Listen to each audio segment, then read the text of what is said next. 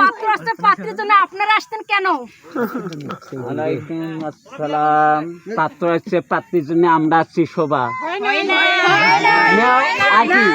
পুরাটাই আপনি কিছু না, কিছু অংশ পুরো বাদ আর কেন দিয়েছেন। কব আমরা এলাম বাদ তো দিতে হবে এটা।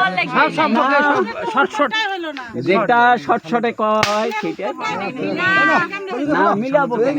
মিলার দরকার হয় না তো।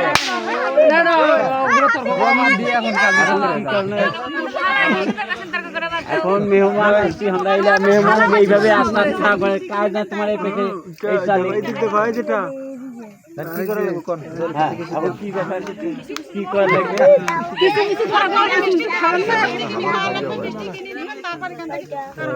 কতক্ষণ মিষ্টি খেয়েছি তারপরে কি দিবেন?